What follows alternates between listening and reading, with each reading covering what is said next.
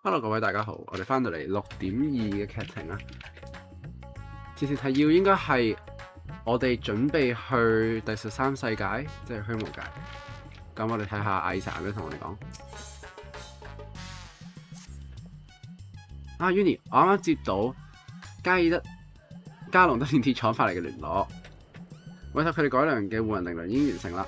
佢哋好似都對今次嘅計劃幾有興趣，打算直接將成品送過嚟。我都由煉金術師嗰度接到報告，佢似乎成功咁樣製作咗用於擴大虛無界之門嘅人造阿特蒙斯。咁樣嚟，啟程前往虛無界嘅準備就都做好啦。所以我就趕快聯絡咗 Astinian， 俾佢去代米爾維鄉揾 Yoshta， 我哋都快啲去嗰度同佢哋會合啦。好，我哋去代米爾維鄉。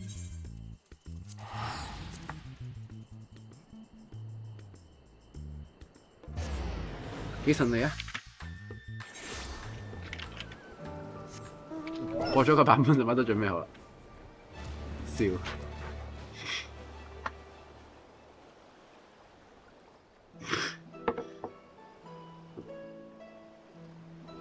等咗你好耐啦 ，Uni， 快嚟睇下呢個，呢個就係煉金術師努力嘅成果——人造阿特蒙斯。雖然目前仲未進行過實際測試，不過月太睇嚟，佢嘅完成度已經無限接近真正嘅阿特蒙斯啦。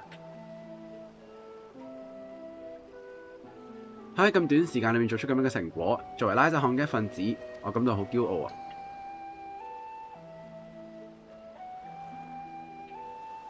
我想直接向尼達拿道謝，但佢好似唔喺呢度。佢好似仲有其他嘢做，將人造阿特蒙斯交咗俾我哋之後，就趕咗返去啦。我已經迫不及待咁想見到加隆德煉鐵廠嘅使者啦！只要攞到改良後嘅靈輪，我哋就可以即刻嘗試擴大虛無界之門啦！呢個係好消息，睇嚟我提前結束工作過嚟係啱嘅。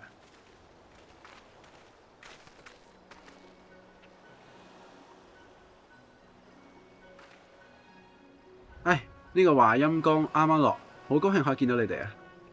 揾到會長會親自過嚟交貨喎，睇你今次嘅計劃相當感興趣啊！畢竟打開希爾科斯塔嘅虛無界之門嗰陣都嘥咗唔少精力啊嘛。今次我想親下見下你哋嘗試嘅結果點。方便嘅話，可唔可以俾我哋嘅人一齊見證啊？畢竟咁快完成工作都係佢哋嘅功勞。佢哋可以改良護人靈輪，多虧日本大爺親自收集到嘅寶貴數據。我敢保證，即使係帶到陰氣沉沉嘅虛無界，個5年10年都唔會出問題啊！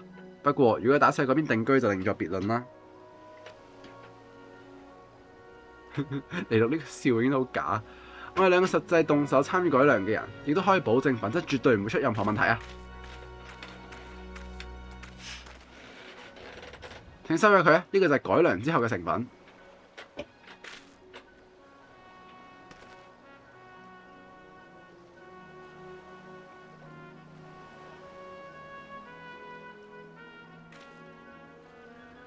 多謝你哋，咁我就可以放心咁樣去揾家姐啦。好，就俾我哋加隆德煉鐵廠見證虛無界之門嘅擴張，然之後目送你哋前往虛無界啦。等等，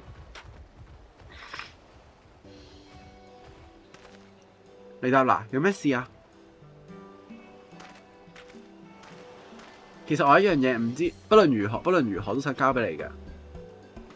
我唔好意思臨行前打亂咗你嘅行程，但你可唔可以過嚟啊？過嚟一轉啊！你而家嚟揾我，想必係有原因嘅。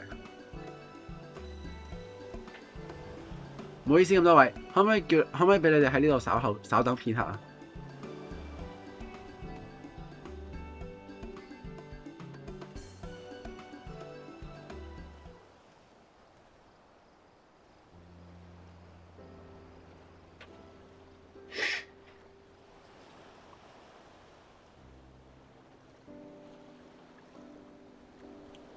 呢個咁慢嘅，究竟係啲咩要用咁長嘅時間啊？畢竟去虛無界，你點講都好，做到啲準備都係冇錯嘅。你要俾任何人都清楚嗰度有幾咁危險啦。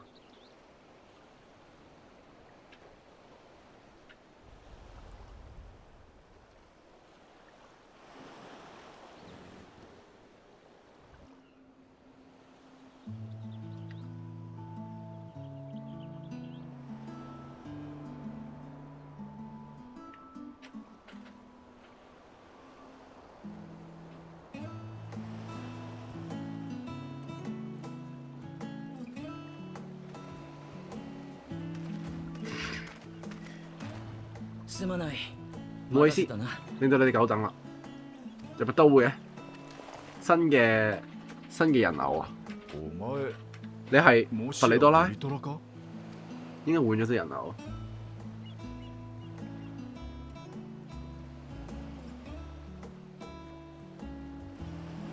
佢個樣太乖啦，我覺得。係啊，我將龍眼由嗰個少年嘅身體攞咗出嚟，放咗入呢個新嘅身體裏面。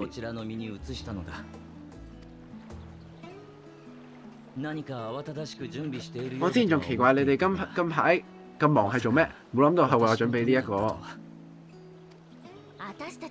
我哋嘅總督大人係親自上陣喎，梗係以最完美嘅狀態出發㗎啦。呢個係我哋煉金術師全力以赴製作出嚟嘅人偶，各個方面都做咗最適合戰鬥嘅調整。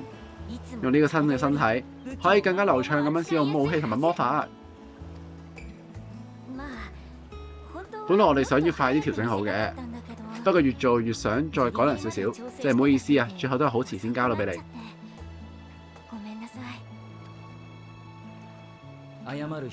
你唔使對唔住，反而應該係我向你哋表示感謝，令到你哋操心啦。我會好好咁樣使用呢副身體嘅。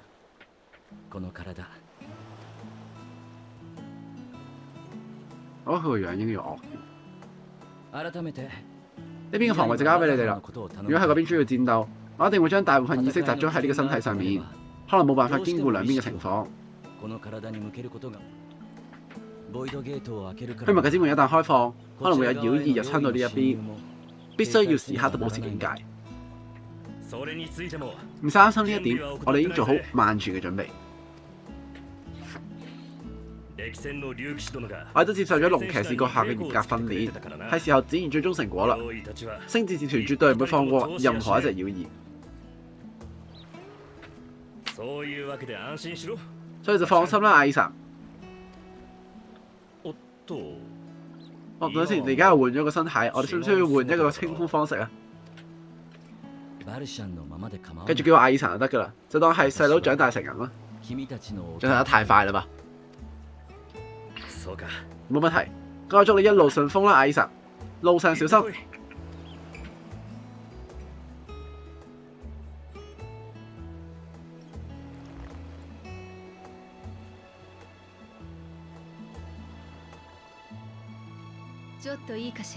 耽誤你少少時間，我都有啲嘢想俾你。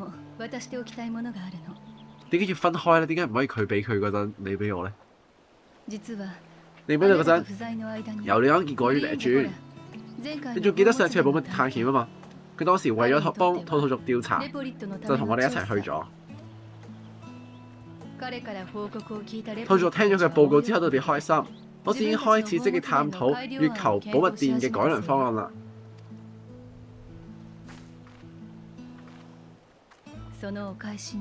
雖然可能算唔上回禮，但係生命威都係俾一樣嘢佢。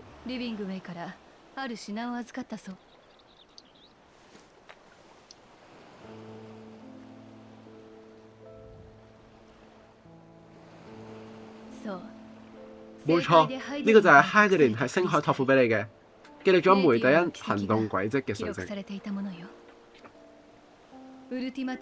兔兔族已經分析咗天外天該嘅位置，佢就唔再需要呢一粒水晶啦，就將佢交俾尤里安傑。呢個係水晶裏面寄宿住強大嘅光之力，所以尤里安傑認為都係交俾你比較好。話唔定可以喺黑暗嘅世界裏面，可以喺黑暗嘅世界中嘅探索發揮作用。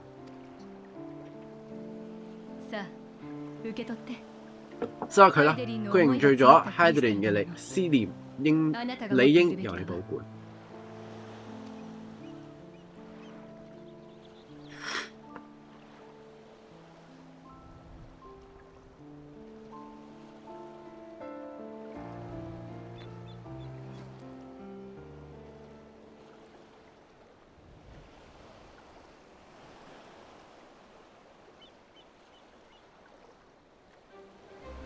一切都已經準備就緒，我哋出發啦！船已經喺白濱村等住啦。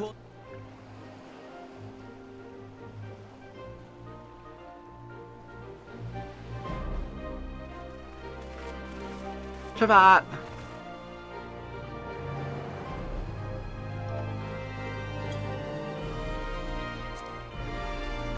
出發！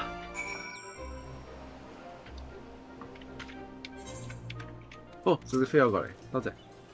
要前往風暴之間嗎？仲都大人佢哋已經先一步過去啦。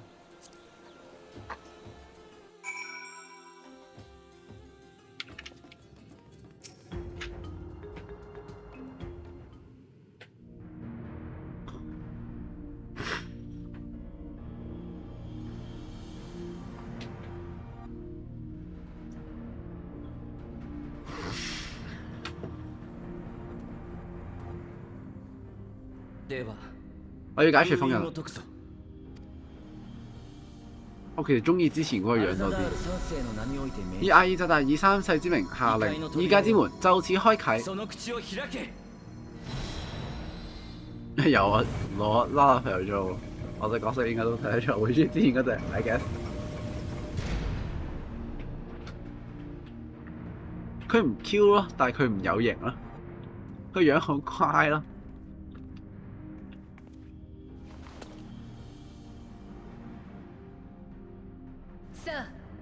係啦，吞咗虛無界之門佢。人造阿特蒙斯。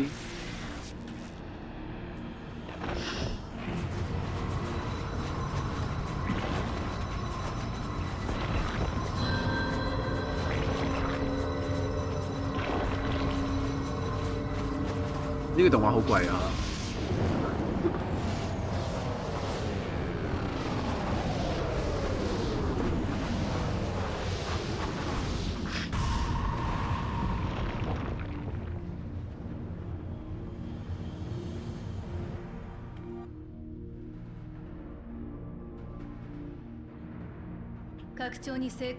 睇個樣擴張成功啦，咁樣嚟我哋應該都可以順利通過啦。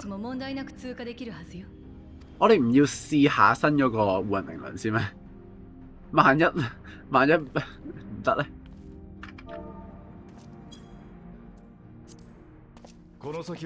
呢度門嘅另一邊係咩地方啊？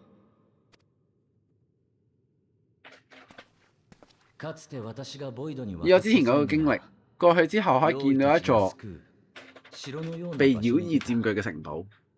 不過當時圍攻過嚟嘅妖異實在太多啦，我冇時間仔細觀察，淨係可以即刻撤退。今次有你哋喺度，應該可以按我哋嘅節奏展開調查。過嚟之後，如果又遇到妖異圍攻過嚟，我哋就先滅佢哋先，確保自身嘅安全。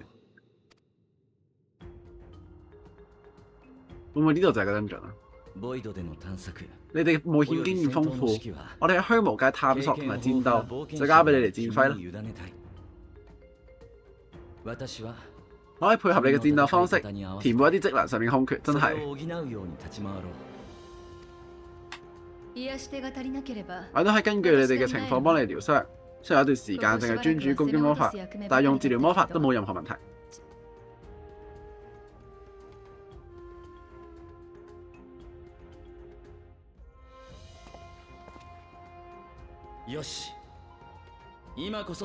好，而家正係前進之時。為咗揾翻家姐阿朱達亞，穿越異界之門，前往第13世界啦！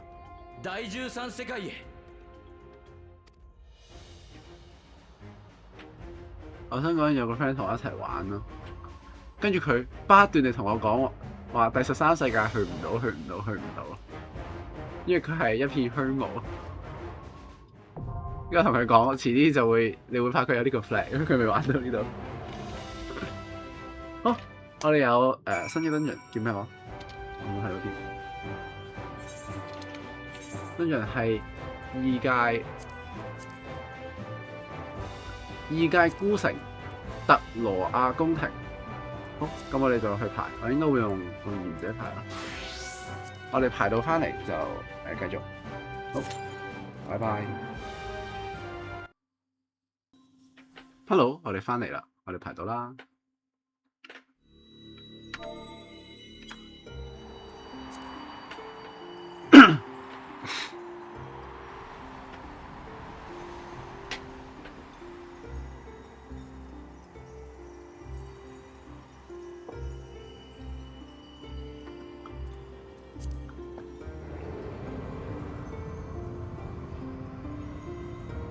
我想講我把武器唔係好好睇，我覺得佢太 bling bling 啦，同我套衫唔係好。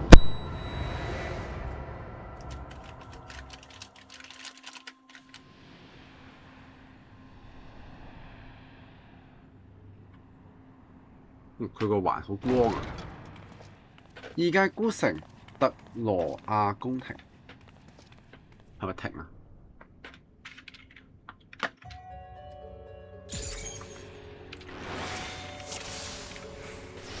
佢出咗係邊？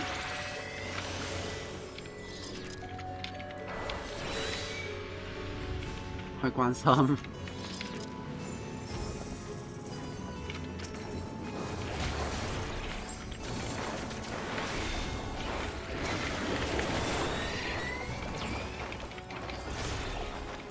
Warrior 嚟嘅，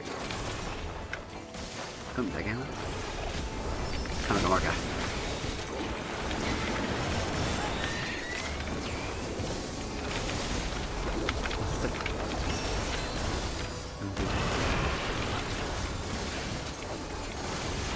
我識幾大效嘅光啊！有我錄緊嘅 ，good。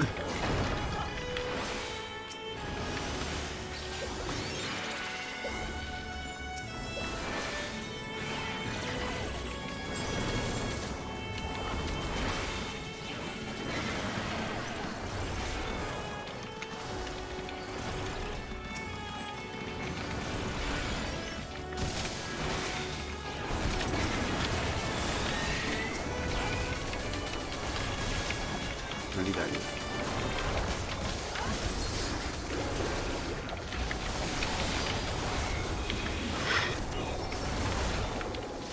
哦，佢仲未開到嘅。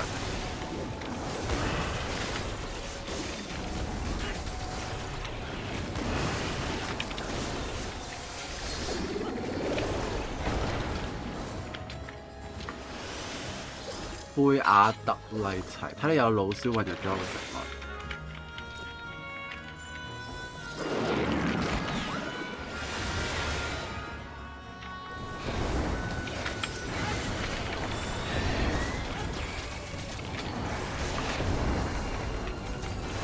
多呢啲技。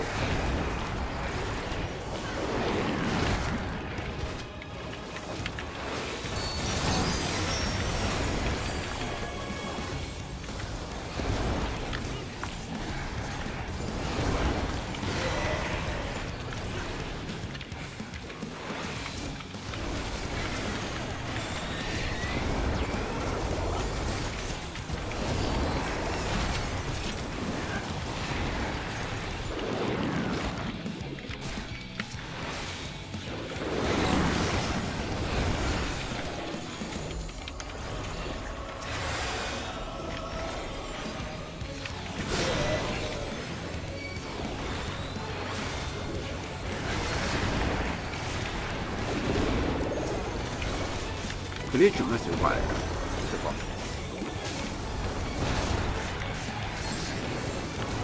應該唔會。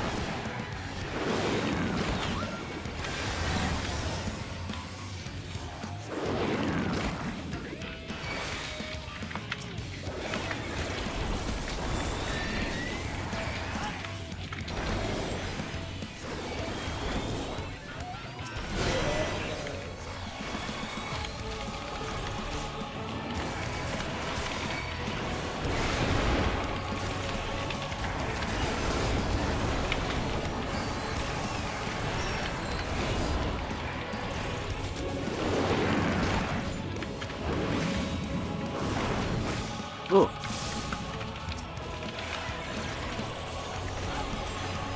呢個係 Enrage。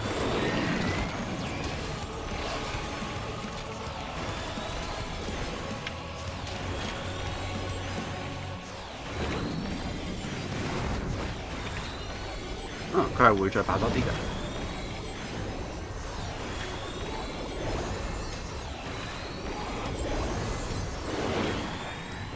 Nice。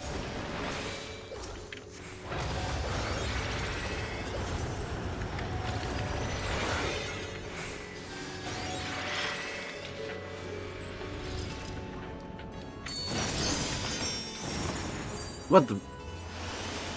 咁脆咯。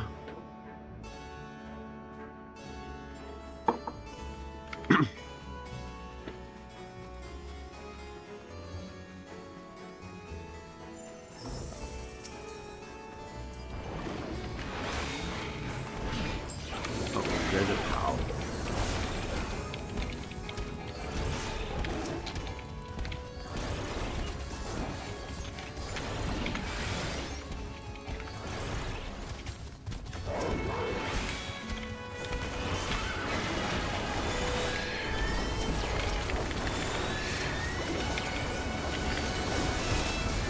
等着弹开先。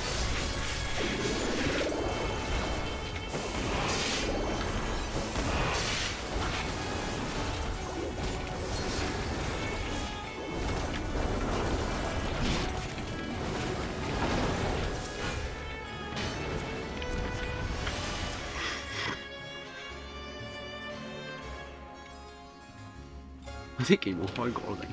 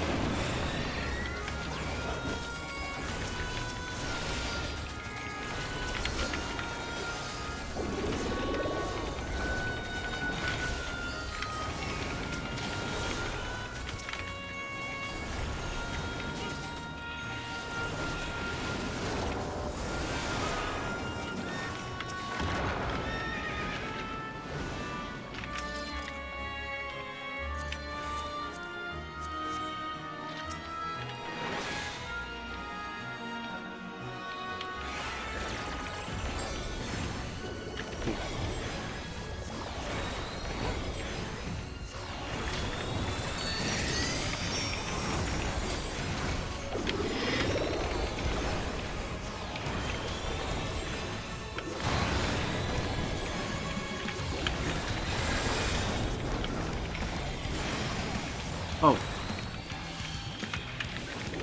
佢點啊？去到佢嗰陣唔可以望佢。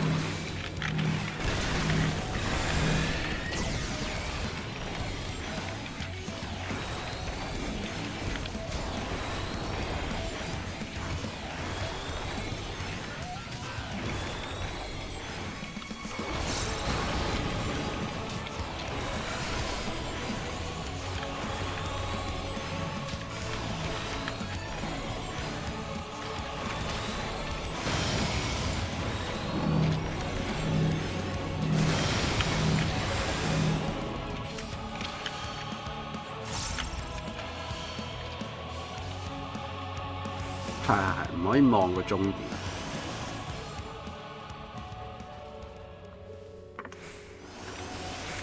應該。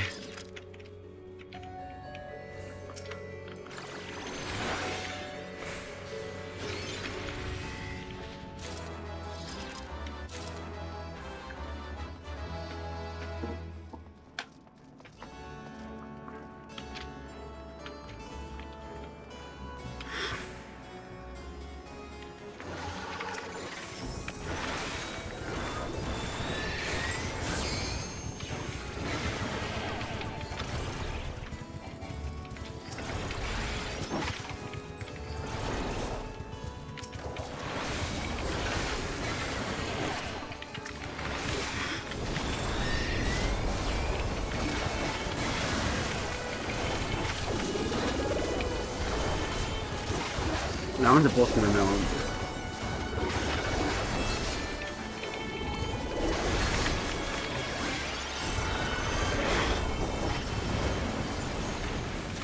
呢啲掛都咁水。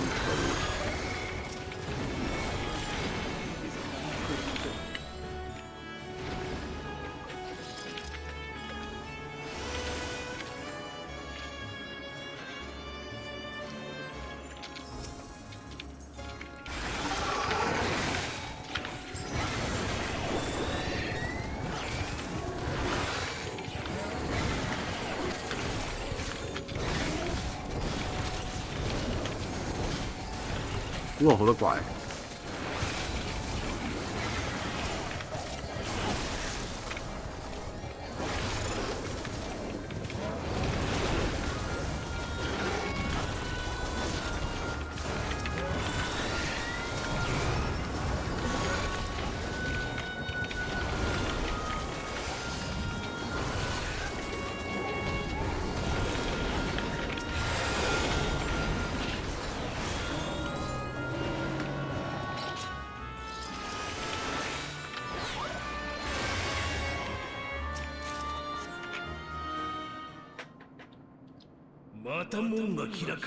我仲喺度諗門係咪又打開，結果一睇，果然發現咗唔知咩嘅月態。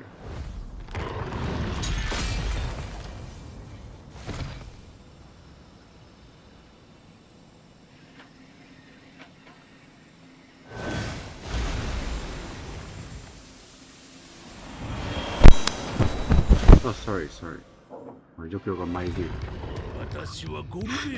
我係高貝薩大人嘅4隻天王之一，好茲斯卡勒。我好開心可以將你哋埋葬在此。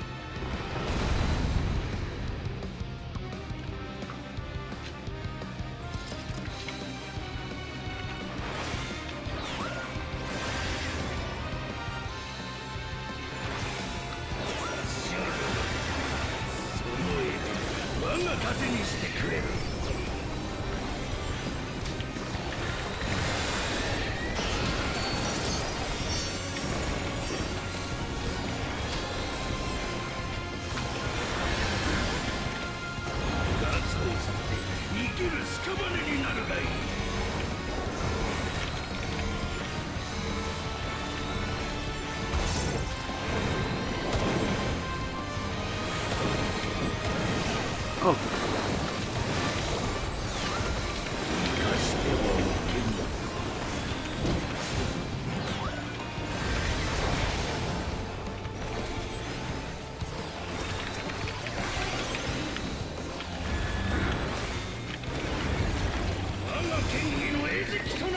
呢個係點㗎？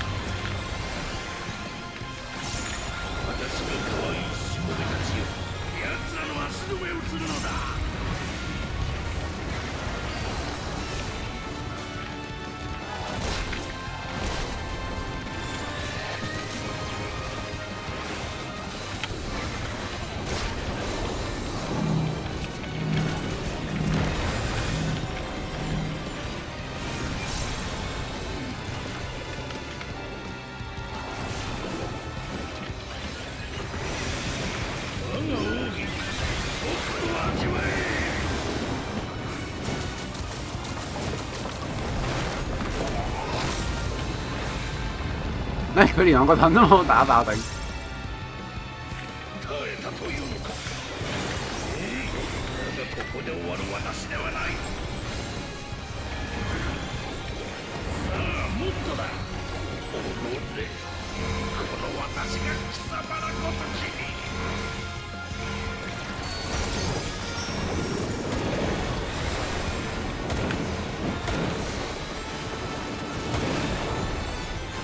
有3層入邊僵屍。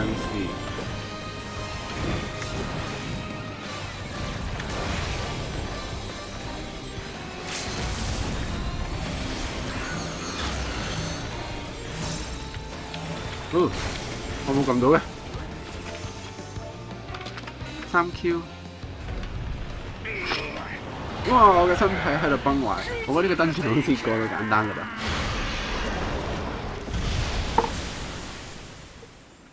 定係賢者 moment， 可能係。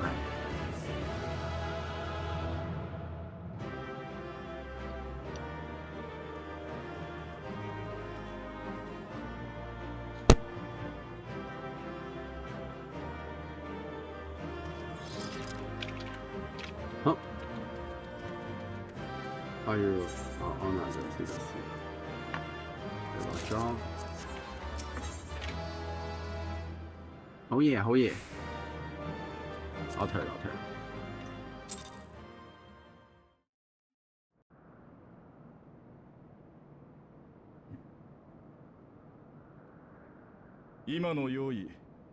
嗰個妖異話佢好似叫斯卡米洛里，佢好似拆嗰道門已經俾人打開咗啦。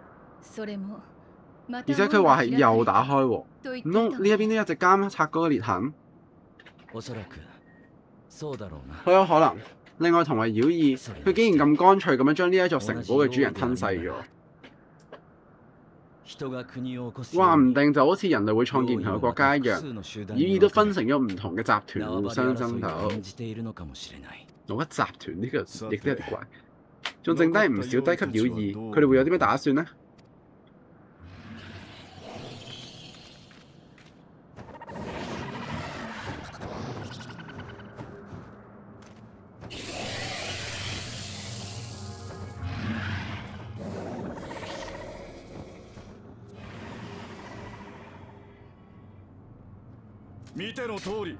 你都見到啦，你哋嘅主人已經死咗啦，吞噬嘅月太嘅家費都俾我哋消滅咗，仲要唔要繼續打啊？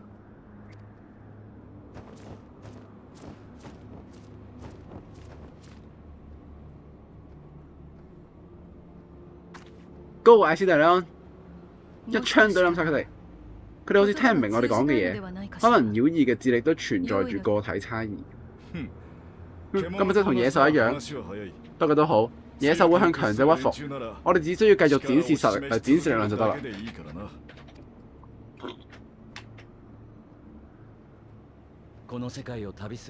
你喺呢個世界旅行，我哋仲要加深對妖異習性嘅了解。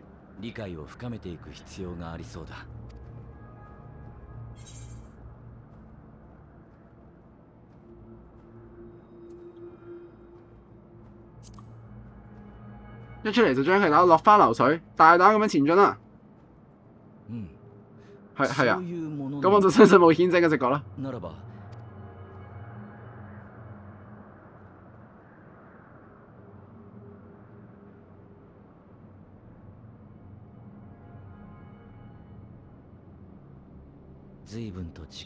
雖然已經經過咗好長嘅時間，但我終於嚟啦！我會揾到你嘅家姐。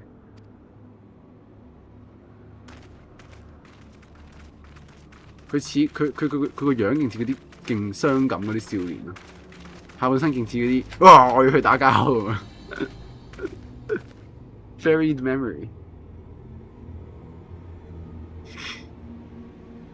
我幾中意呢個，話俾你聽，新一章開始咗。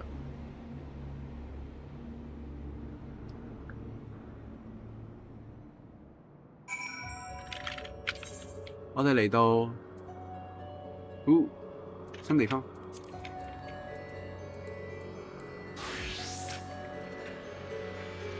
呢個城睇嚟暫且可以作為我哋探索嘅據點喎。睇嚟我哋嘅常識喺呢度唔適用。喺揾到阿朱達亞之前，我哋都係先收集一下關於呢個世界嘅情報啦。去到新地方就梗要收集新情報啦，係咪先？暫時唔會出現呢度會出現月太之光㗎。可能好似多馬嗰個叫咩啊？飛地咁。經過改良嘅護雲定律冇出現任何異常，繼續探索落去應該都唔會出現啲問題。不過我哋應該由邊度開始探索呢？如果阿朱達亞喺附近，我可以感知到佢嘅氣息，但好遺憾，佢好似唔喺呢度。咁試下咆哮，就算相隔甚遠，都可以用龍嘯嚟話俾佢聽你嚟咗啩。我嘅本體可能做到，但係呢一具身體冇辦法發出響徹世界嘅咆哮。而就算可以做到，龍嘯之中嘅魔力可能會引嚟大量渴求液態嘅妖異，咁就唔好辦啦。我哋冇必要冒呢個險。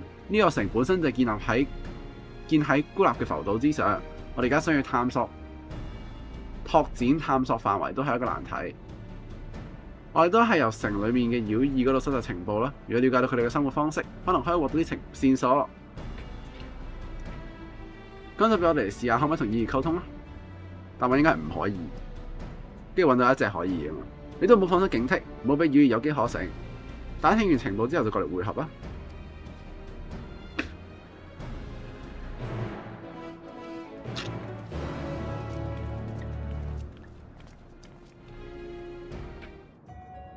向妖異打聽情報啊！我哋 Go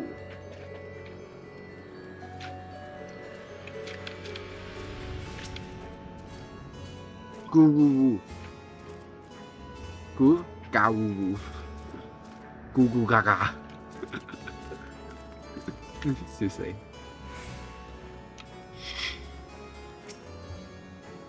你佢睇落好好食啊，俾我試下。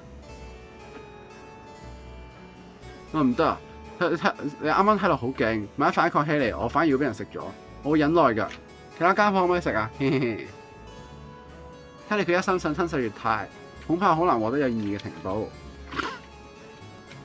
呢個會唔會好似嗰啲中國修仙小説嗰啲嗰啲叫咩啊？總之嗰啲壞人會互相吞噬，跟住養蠱咁樣整住係最勁嗰隻。城主大人有一雙特別漂亮嘅眼睛，佢嘅目光令我倍感舒適。但佢唔喺度啦，我再唔可以俾嗰一對眼睛注視啦。城主大人唔喺度就冇命令，我到底應該點算啊？應該唔係，呢度唔似樣。我會聽你㗎，所以唔好食我。你攞住咁嘅樣，跟住有啲反差。龍咩嚟㗎？好唔好食㗎？我唔太明白過於複雜嘅問題啊。係啦，我哋之前捉住我嗰幾隻嘢咧，都講過好難明嘅嘢，成日間唔中都會遇見個腦比較醒目嘅家伙。嗰啲家伙就喺第四監獄，不過聰明嘅人都好可口，都好好食。估計而家已經俾人食晒啦。第四監獄。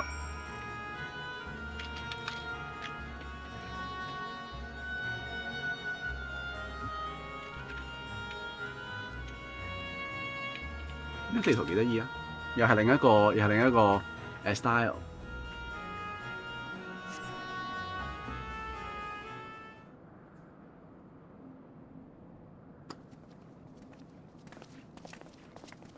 佢個盾都好少。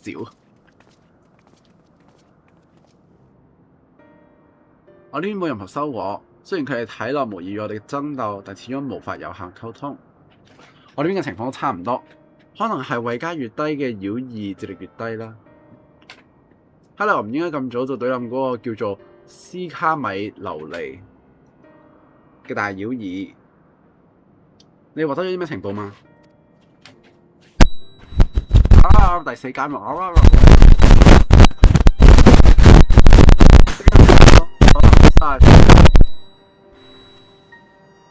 講起嚟，我哋最初由虛無界之門出嚟嘅地方，好似就係監獄。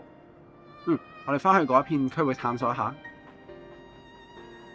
有失去成本嘅妖異們大塊朵陷入揾啊！之前揾到嗰個可口嘅妖異，好食嘅妖異，咁快啲去第四監獄啊！第3站第四監獄，第5咩啊？第7靈災。我好中意數數字啊！第5靈災就係乜嘢？OK， 我哋而家要去下面。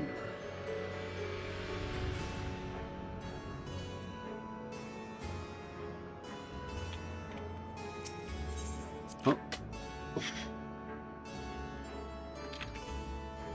由白濱村過去應該唔會快啲吧？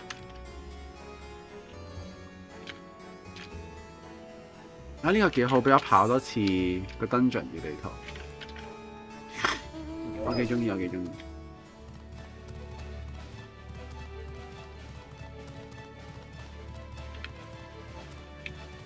係有機會。唔好，你咁樣跑，俾大家睇一睇個登場。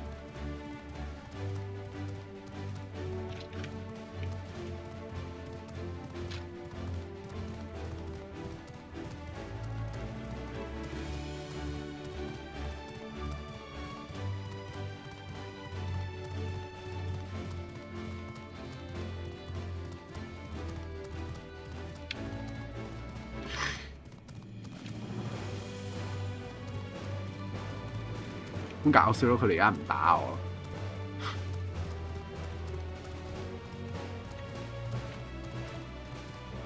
原來開始就第4監獄。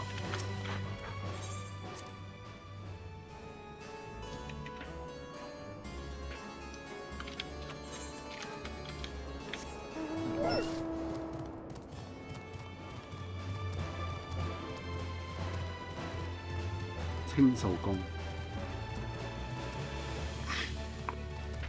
浴屎，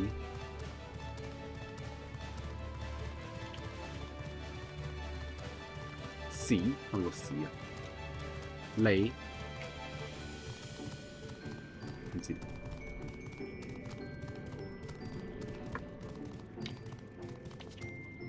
哦，OK。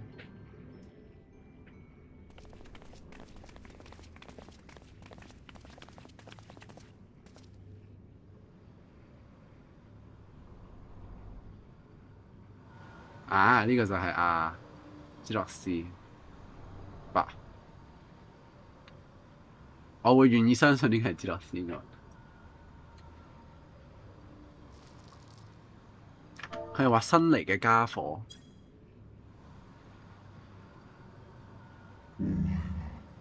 你係自由嘛？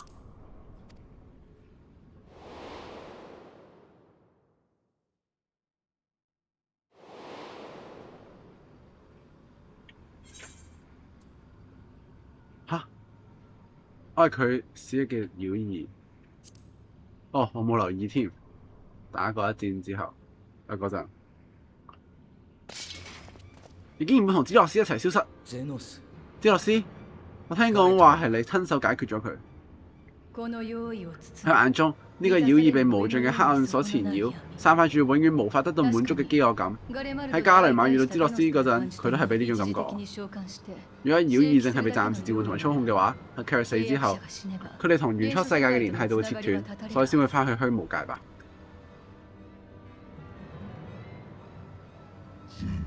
芝諾斯啊，冇錯，果然你就係自由啦，係咪啊？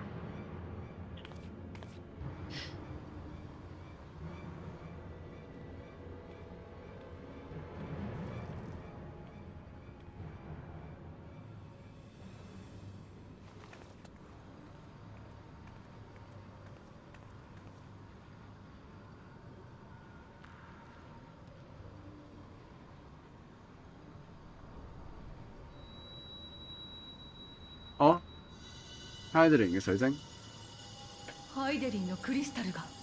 哈德林嘅水晶喺度發光。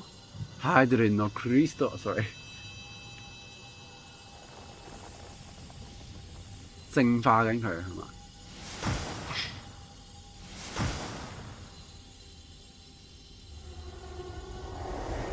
好光。哇！由 Reaper 變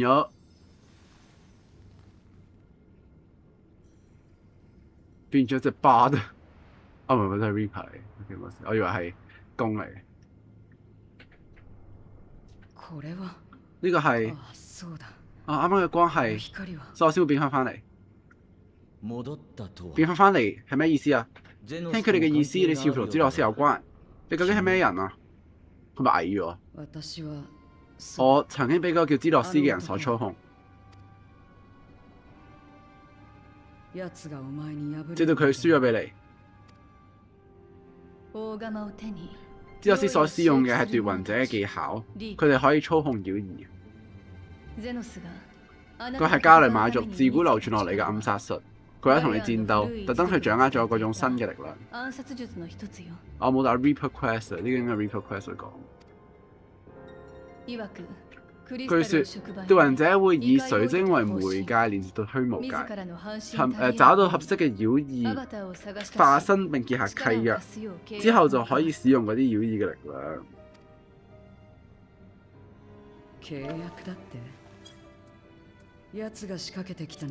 契約嗰條友唔係用嗰種對等嘅手段，而係強行將個力量抽取出嚟。拜佢所賜，我嘅身心都扭曲變形，成為咗佢心底追求嘅形象，只為生死搏殺傀儡。喺度傀儡，原來係咁，即係話之前個形象被扭曲過嘅，但係變翻嚟之後，點解仲係人類嘅？似係人類嘅？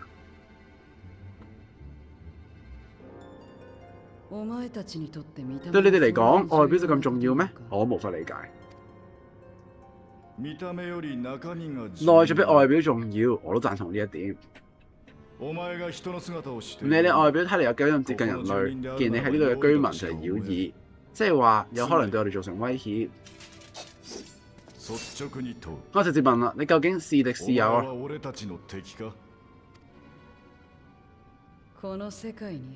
呢個世界冇妖異會去食比自己更勁嘅家伙，比自己更勁嘅人嘢啦。雖然當時我仲被操控狀態，但係輸咗就係輸咗，我冇蠢到想輸多次。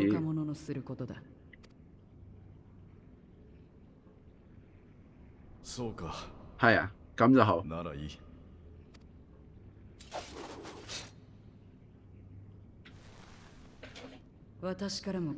有件事我想問一問，你係自由啊嘛？我聽芝諾斯之前咁樣叫過你。Zenos， 我係 Uni。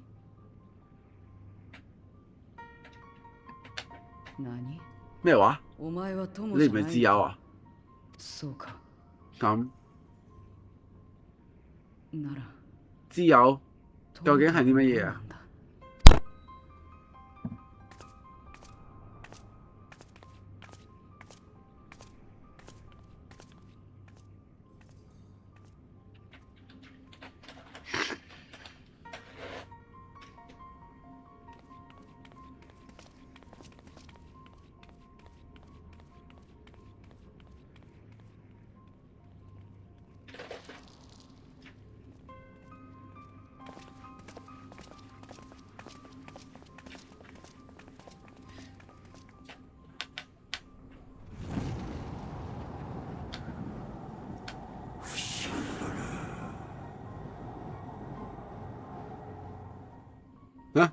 我睇到啲咩啊？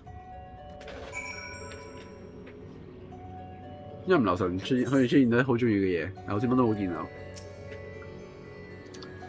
所以我已經預想到會遇到超越認知嘅情況，但係呢場相遇都係超出咗我嘅想像。睇佢嘅外表同其他妖異唔同，唔通係光之水晶消除咗佢身上過量嘅暗屬性液態，令佢恢復咗原本嘅肉體？但就算係咁嘅模樣，佢身上面仍然散發住強烈嘅暗之力。佢係當佢睇咗個妖異，向佢了解啲情況啦。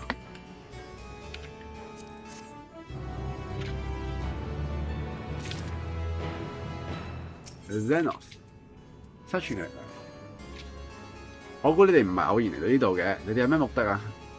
我哋想揾一個可以正常交流嘅對象。聽講呢度關住聰明嘅妖異，就過嚟試下。想必你都知道，我哋嚟自鄰近嘅另一個世界，所以對呢個世界知甚少。可唔可以請你為我哋講下你自己同埋呢個世界嘅嘢啊？即係話你哋想打探情報啊？可以啊，你哋攞咩嚟交換啊？你意思係我哋從來唔對自己做冇好處嘅嘢，如果需要啲咩嘅話，就要攞出對等嘅代價交換。呢個就係被你哋稱為虛無界嘅世界唯一且絕對嘅規則。你講得有道理，唔好意思，喺我哋唐突啦。但你身上嘅貨幣呢度應該用唔上，咁用啲咩交換先好啊？呢個仲要問嘅？要話妖異想要嘅，無非就係月態啦。如果你哋肯同我哋提供情報，我會用我嘅月態作為交換，咁好唔好？當然我唔會傻到連生命月態都交出去。好，咁我就根據你所提供嘅能量，提供嘅量適當講下你想知道嘅嘢啦，就咁決定啦。不過要詳細説明妖異嘅事情，我哋都係換另一地方比較好。同我一齊出面。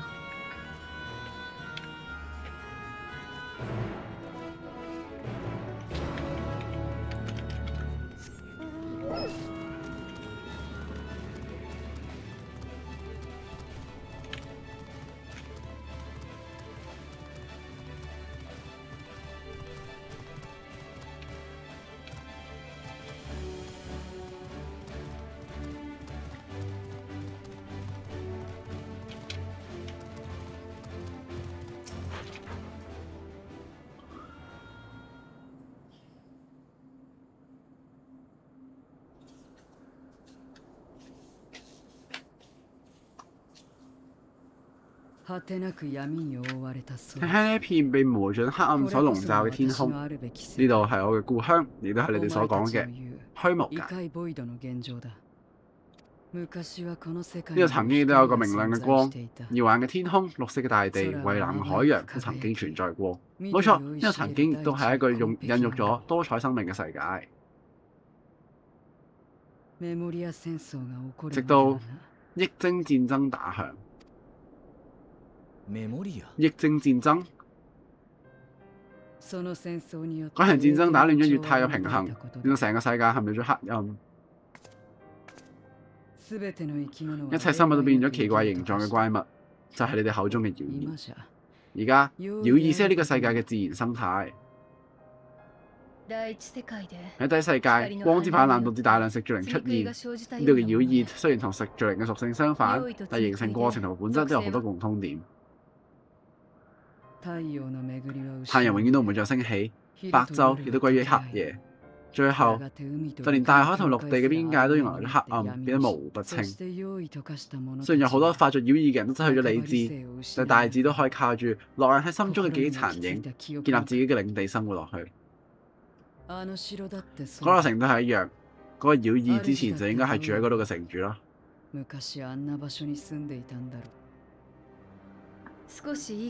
可唔可以問你一個問題啊？喺我眼中，你體內凝聚住濃郁嘅暗之力，呢個係正常人類無法承受嘅，所以你確實有住妖異嘅性質。但係你嘅理智同埋見地同其他妖異完全唔同。我仲未見過有妖異可以咁清晰咁樣講述暗之泛濫之前嘅世界。所以你係咪真係妖異啊？定係話？我確實係妖異，不過唔係完全體，但佢話係半妖異更加準確啊！即係點好似喐斯你咁樣，半食住靈。喺嗰場大戰啱啱爆發冇耐之嗰陣，一個女人喺承受咗大量黑暗嘅狀態下，我讀晚生出嚟嘅孩子，雖然表面睇嚟同常人無異，但係內在被黑暗所侵蝕，實際上已經唔可以算係人啦。證據就係佢嘅體能達到最高峰嗰陣就停止咗生長，並且都冇衰老，一直維持住你哋而家見到嘅樣子。冇錯，我就係嗰個孩子。不過事到如今，你哋冇必要將我同埋完整嘅妖異進行區分啦。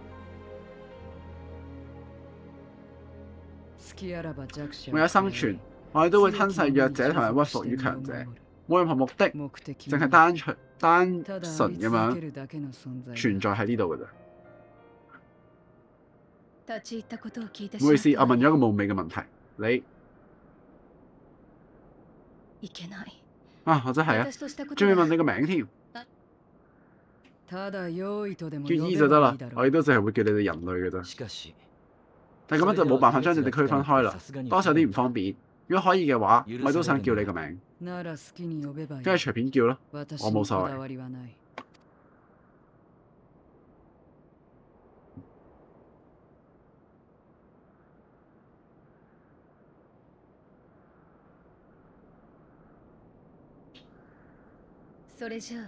零點樣啊？跟住有冇一啊？咩都冇嘅意思啊？咁幾適合我。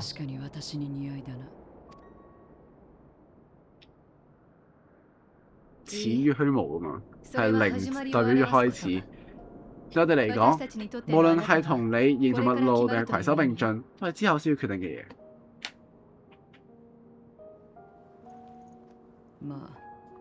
得啦，點都得。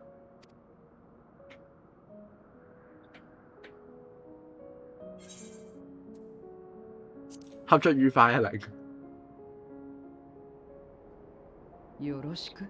合作愉快，即係想同我做個交易嘅意思啊。言歸正傳啦，零，佢叫 Zero。我仲有啲問題想問你，不過我都係應該同你哋講下我哋嘅目的先。我哋係嚟揾龍嘅，過去曾經有一條龍穿越虛無界之門嚟到呢度，係我家姐七大天龍之一嘅阿朱達。龍？係啊，如果你有咩諗到嘅，希望你可以話俾我哋聽。咩嚟㗎？咩嚟佢？呼嚕嚕嚕嚕嚕嚕嚕。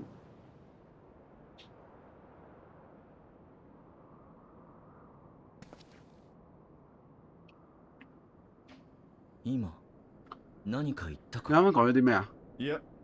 冇啊，做咩啊？我都聽到啲咩聲？係妖異喺度竊竊私語啊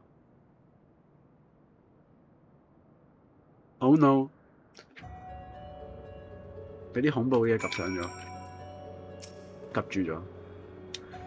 呢個地方周圍太空曠，的確好容易被妖異盯上。我哋都係小心啲好啲。不過我哋翻城內繼續啊！寧要講嘅嘢都正好告一段落。啱啱同城主戰鬥嘅大廳只有2個出入口，應該有利於防備妖異靠近。又係問嘢，又係轉移地點，你哋要求有啲多喎。不過如果乾脆利落咁樣將月太交出嚟，我就聽你哋啦。得，等到安全嘅地方就交俾你。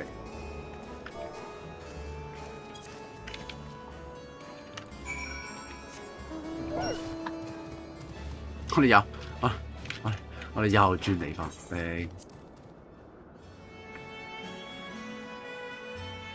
我哋唔行啦，我哋行到再繼續啊！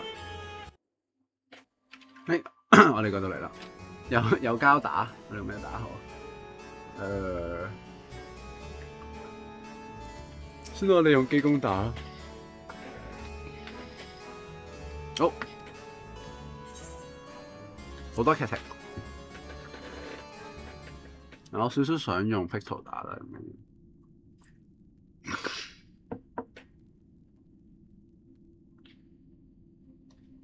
呢個附近應該可以啦，快啲將月太嘅俾我啦。好。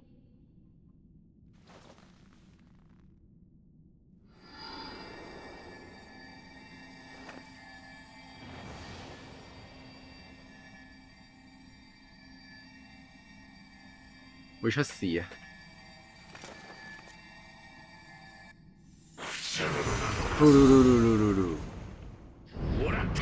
歸我啦！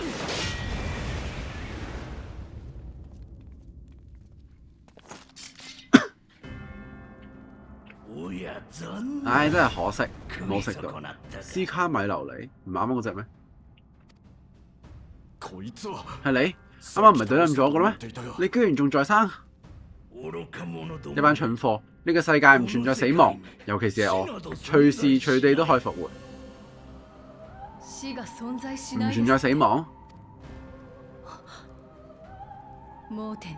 我竟然冇注意到呢一點。第一世界係被停滯之光侵蝕嘅世界，喺空無大地上面係唔會誕生新生命㗎。但虛無界正好相反，侵蝕呢度嘅係活性之暗，即使係嗰啲脫離咗肉體嘅靈魂，亦都冇辦法得到安息。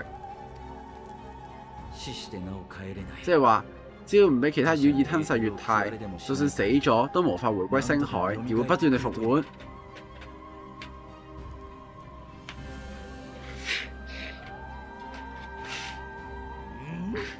你嘅月太有啲熟悉喎，令我諗起以前品嚐過嘅美味。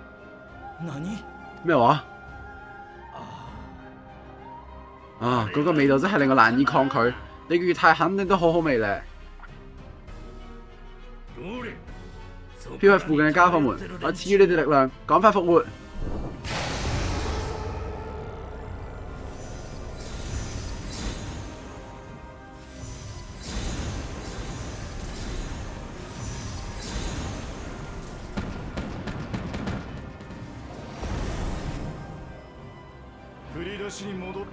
不過係再打一次啫。既然又想嚟送死，咁就成全你哋。送死 again。你唔打算幫我哋啊？啱啱嘅謝禮我仲未收到，喺兌現承諾之前，我冇理由多幫你哋。你哋自己諗辦法解決嗰條友啦。就算你哋輸咗，我由飛散月太中回收講好嗰一部分都一樣。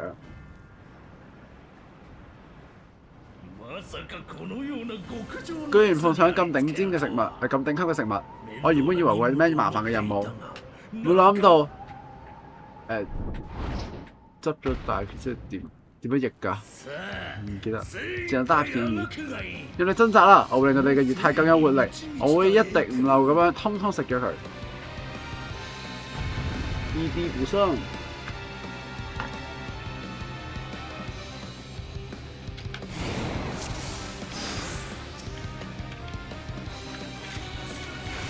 哎，你們。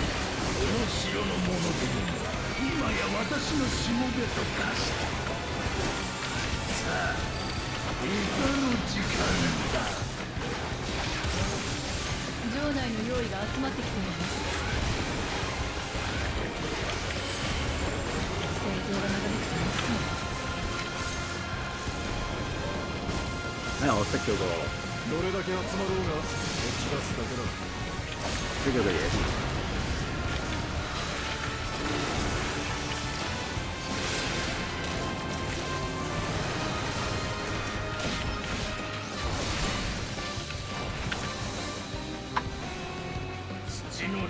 你睇下土之米流嚟嘅本事啦！佢又想復活嗰啲妖異，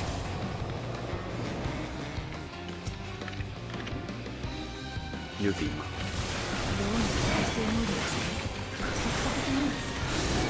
妖異嘅復活變快咗。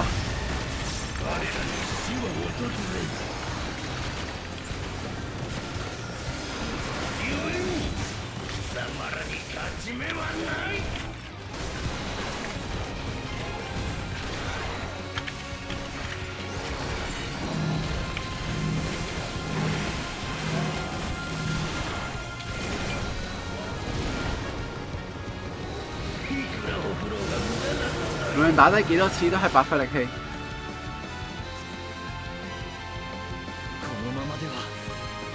佢咁落去嘅話，又好啊！我 miss 咗啲嘢啦，呢種情況佢哋優勢太大啦。你諗辦法將佢拖落嚟。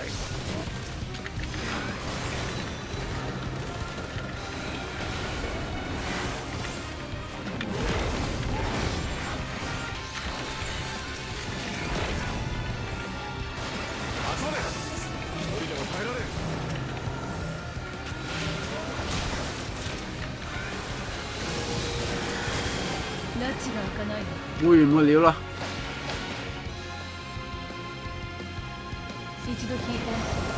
睇嚟都係先後次比較好。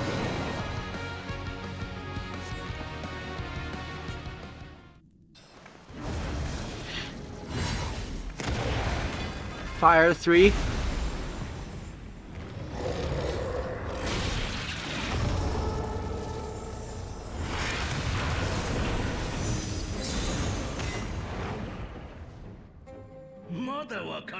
仲唔明啊？無論你點打，都冇可能打得贏我嘅。係啊，我仲未點用力喎。喂，有冇咩阻止佢哋復活嘅方法啊？有，但係我冇理由話俾你哋聽㗎。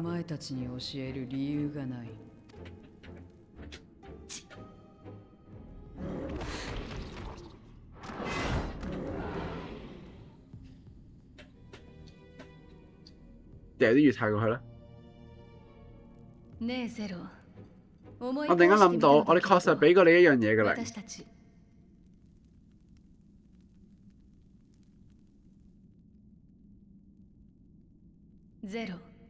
就係你個あなた名。の名前よ。私たちは我哋俾咗個名你，如果之後再想要將，お望みの如果エーテルを後で渡すと之したら後再把你想要嘅月太俾你，咁你個回禮係咪唔太夠啊？What the hell？唔係你自己安咗個名俾佢嘅咩？頼んだ覚えはない。我唔記得拜託過你哋嘅喎。まあいい。算啦押し付けられた雖然係強加俾我嘅受，け入れはし但我接受咗。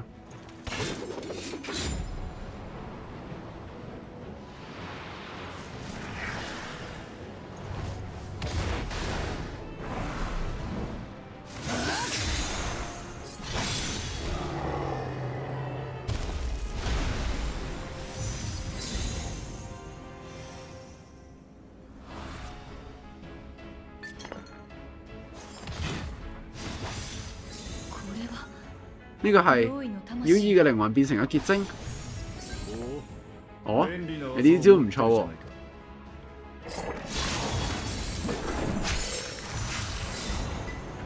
呢個係咪想啲人開始玩 Reaper 啊？Reaper 係6.0嘅角嚟㗎，好似係喎。難怪難怪。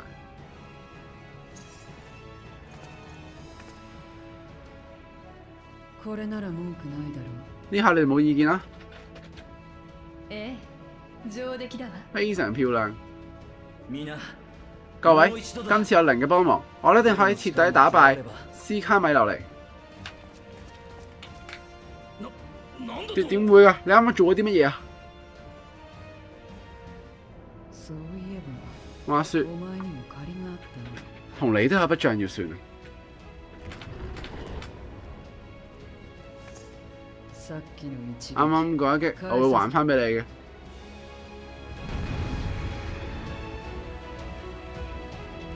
啱啱嗰一擊激氣啊！sorry。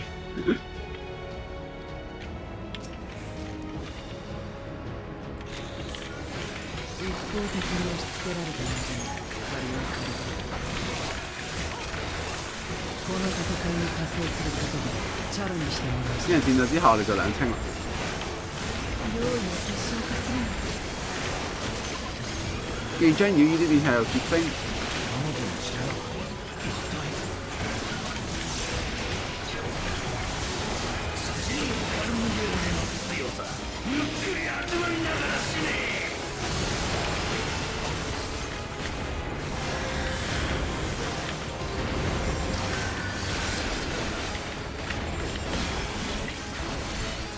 まずはどこから片付けるべきか。この力で排除する。邊個講嘢？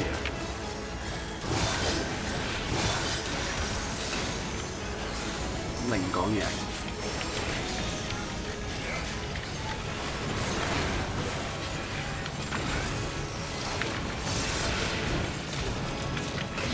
ここで消えてみる。啊！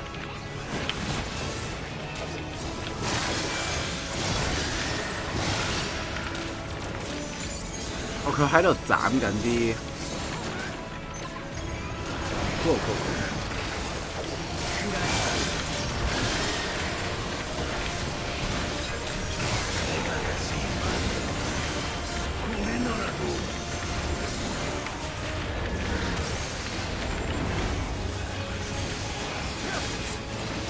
また用意が湧いてきたか。已經有出現。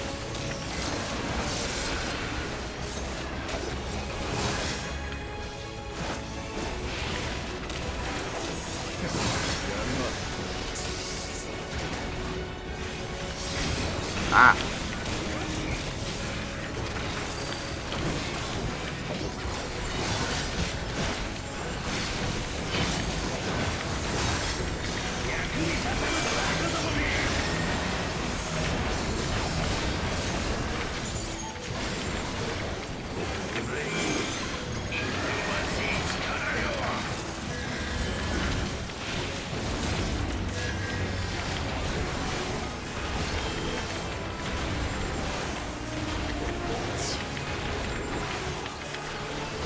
彼女の力がなければ奴は倒せない。助けるぞ。救佢救佢！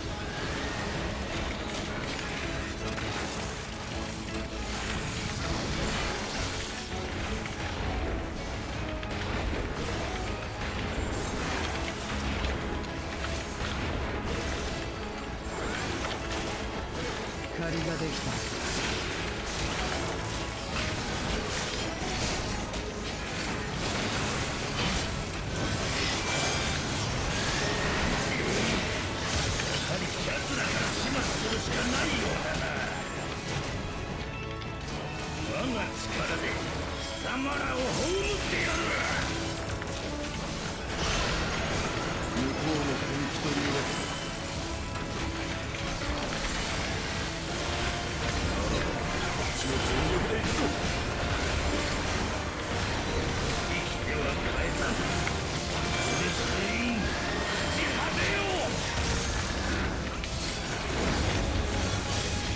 凄まじいな。これで勝負を決める気よ。うわみんな私の元に集まってくれ。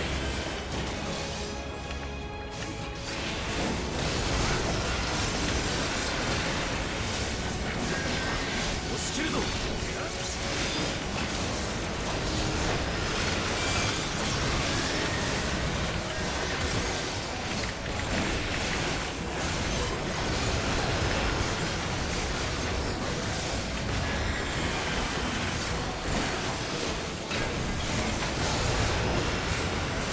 ナイス！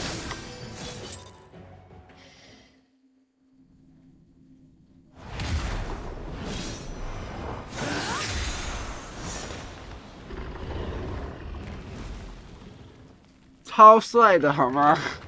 誒，槍火唔好睇住我嘅再生能力，無論俾你哋懟冧幾多次，我都可以即刻復活。佢咪立緊 flag 啊？啊，咩事啊？身體竟然無法再生，點解會咁㗎？なぜこんなことが。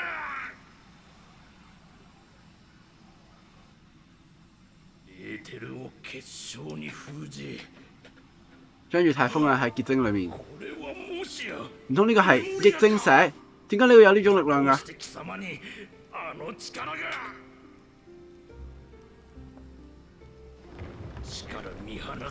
我點解明明喺呢個世界已經不存在死亡㗎咯喎？我係冇可能俾人消滅㗎。啊！高貝澤大人，係你害咗我。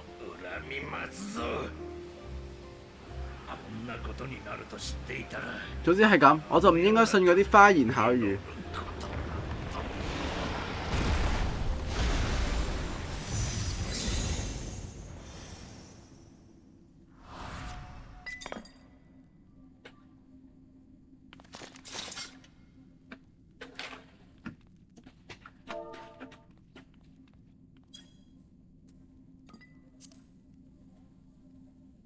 益晶石，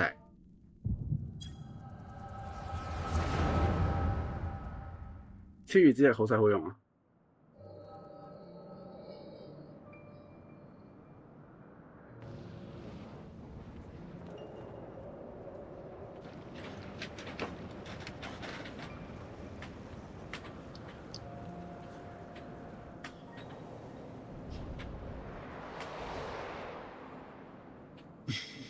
呢個邊個嚟㗎？よくぞ集まった。尋求力量嘅朋友們，歡迎你哋嚟到呢度。私の名は我叫做高貝澤。呢個咪係嗰個坐喺嗰個王座上面嗰條。一場聖戰即將到嚟，我哋一定要喺大戰全部到最後一刻，所以我哋一定要組建自己嘅常勝軍隊。你哋將會成為軍中嘅先鋒大將，我好期待見到你哋率兵奮鬥嘅樣子。好啦好啦，講好嘅嘢咧，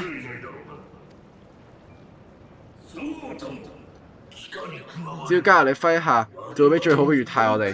呢個講過算數㗎嘛，梗係算數啦。畢竟而家嘅你哋實在太弱小啦，如果要同我一同前進，就必須擁有更強嘅力量。ご挨拶だね。啊，好大嘅口氣，そこまで都講到呢個份上啦，千祈唔好俾我哋失望啊！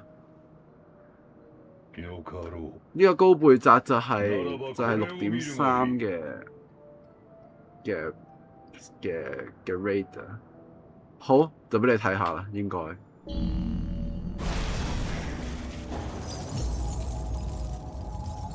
光好光，減啲個 mon。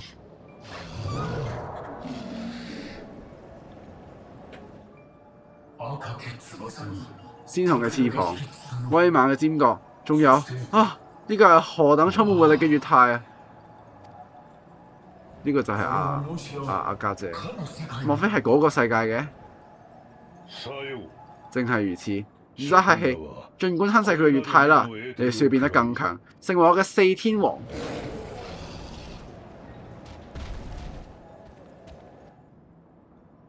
哦，所以家姐冇咗啦。阿豬咩啊？豬咩啊？今のこやつらで呢幾條友恐怕無法食晒光榮嘅月太，だが但係唔緊要，呢條龍仲有其他利用價值。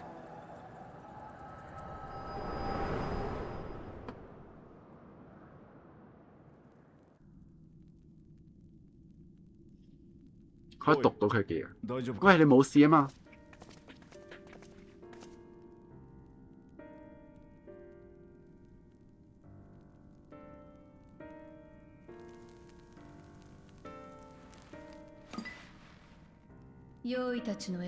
月太嘅月，妖異嘅月太冇消失，而係結晶化，就好似我哋世界所講嘅封印一樣。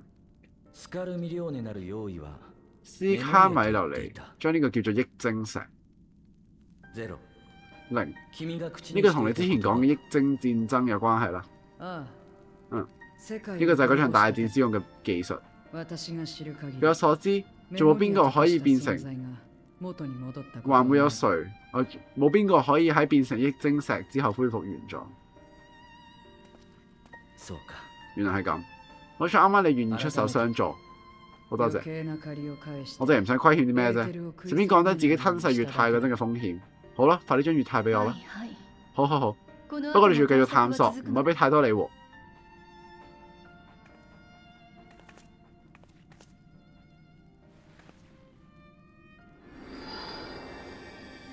Zero。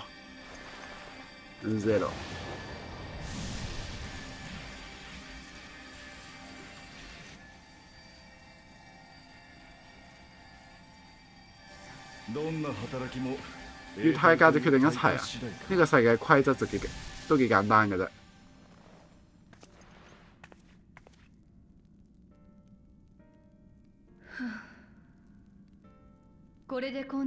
夠唔夠啊？呢下我哋兩清啦。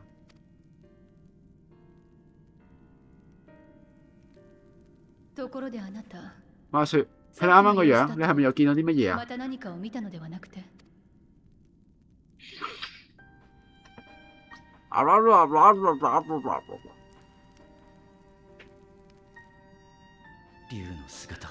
龍，如果同我哋天狼外形相似嘅話，話唔定就係阿朱達。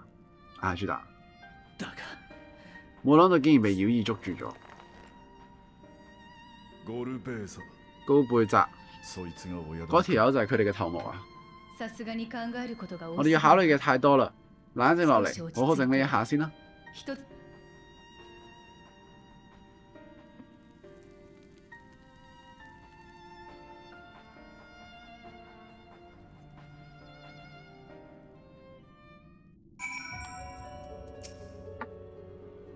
喺進入新嘅情報之前，我哋先回顧一下此前嘅經歷，有冇令人疑惑嘅點啊？去問下 Zero 可能可以了解到第三世界嘅真相，而佢收嘅報酬就俾佢好好，佢係女仔嚟㗎。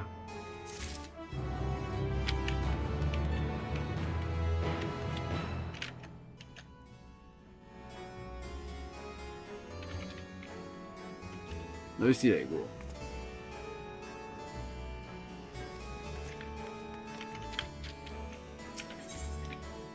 好，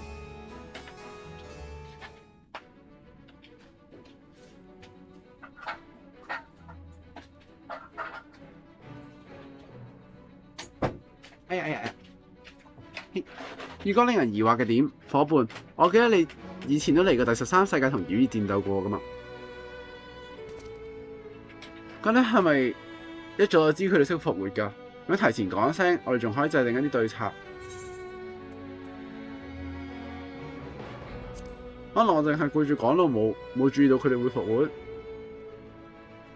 即係你冇見到佢哋復活過嚟。即使異世界，你都係個急性子嘅冒險者啊！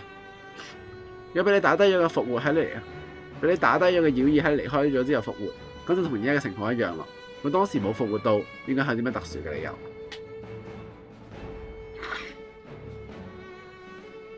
呢個好簡單啫。有啲情況下我哋就係無法復活。我哋同你哋講下，有路啦。越係強大嘅實力強大嘅妖異，佢吞噬其他妖異數量就越多。咁樣一嚟，佢哋體內就會存在好多個靈魂。等等啊！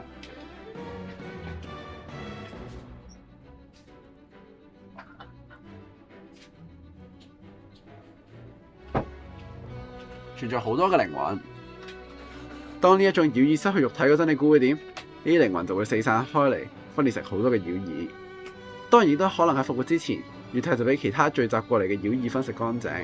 實力越強嘅妖異，復活所需要嘅時間就越長。唔理邊種情況都好，可以徹底恢復原狀嘅可能性其實唔高。斯卡米羅尼之所以可以短時間內復活，佢可能源於佢提到操控死亡嘅能力。唔知其他妖異可唔可以做到呢一點呢？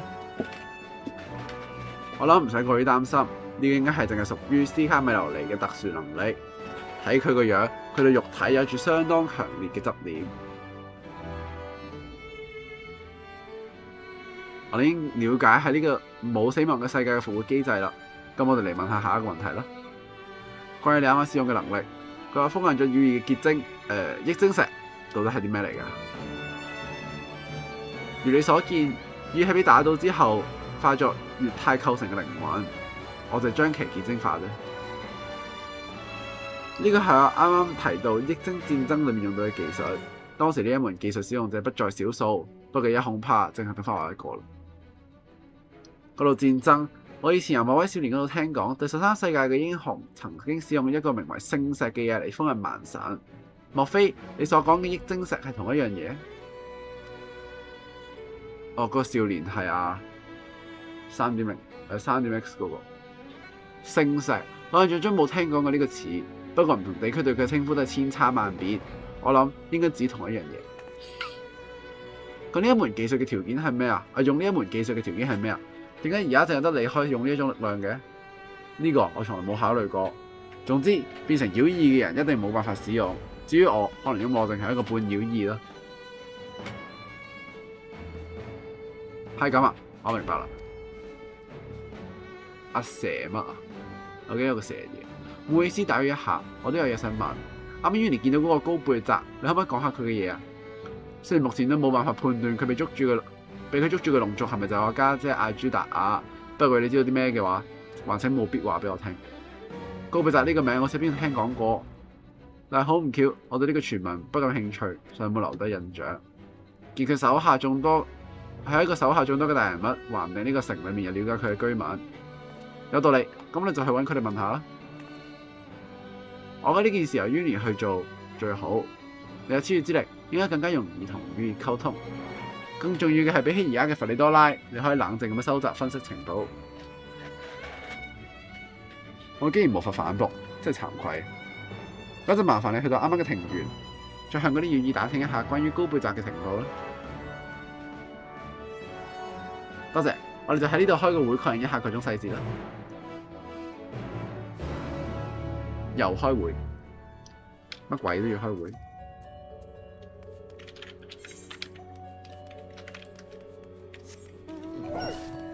去水尖庭園。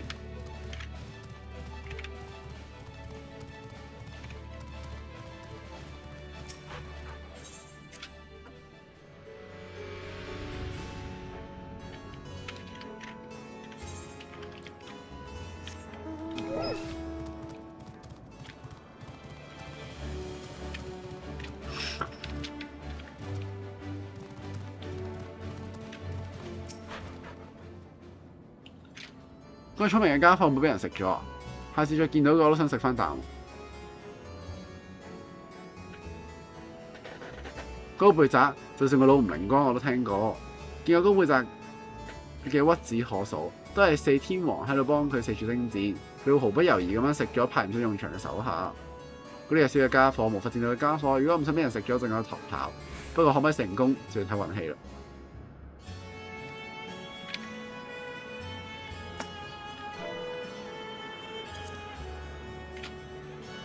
城主大人，城主大人，如果吞噬佢嘅家伙死咗，佢仲有一日會翻嚟噶嘛？用個美麗眼睛嘅城主大人，陷入陶醉嘅妖異。你話高貝澤啊？城主大人提到過高貝澤啊？高貝澤手下有四大天王，好勁，好多人驚，好多領域都俾佢哋奪走咗。所以城主大人下令我由四大天王中守護呢座城。係啊，係對我下令咗。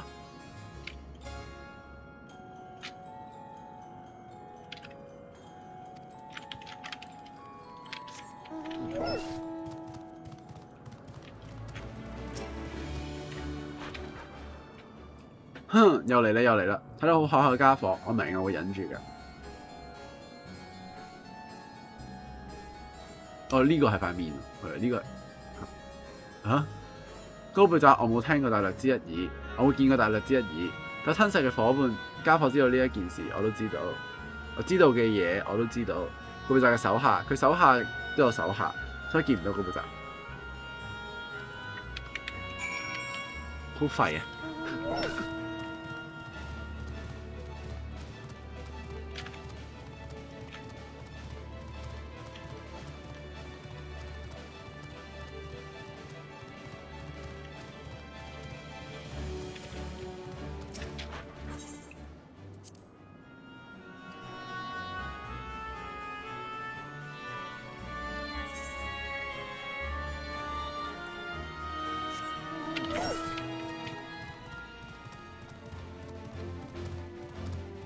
艾莎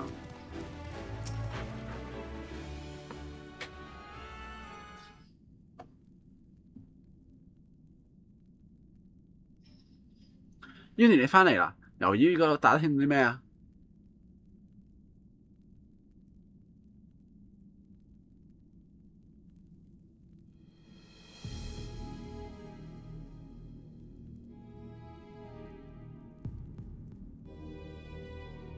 高貝澤以四大天王為得力幹將，統領住眾多妖異啊！斯卡米流尼嘅行動亦都正好印證咗高貝澤淨係向四大天王我成日講四大天王，全世界各部城四天王向周邊領域征戰嘅傳聞。但係身為統帥嘅高貝澤從來唔露面嘅話，我哋就要諗辦法令佢現身。我哋可以由各地征戰嘅四天王落手，或者去嗰啲由佢哋軍中逃亡嘅妖異收情報。你點都好，我哋都要需要前往其他領域。如果唔係，可能獲得更多嘅線索。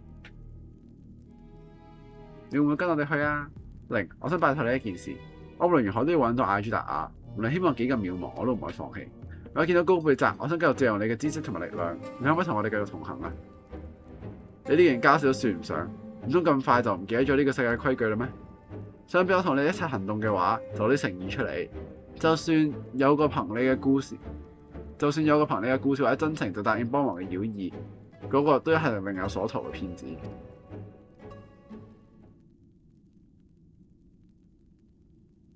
定係講你啱啱喺度威脅我，如果唔服從，就可以芝諾斯咁樣強行同我締結契約。有咩要求，即管講。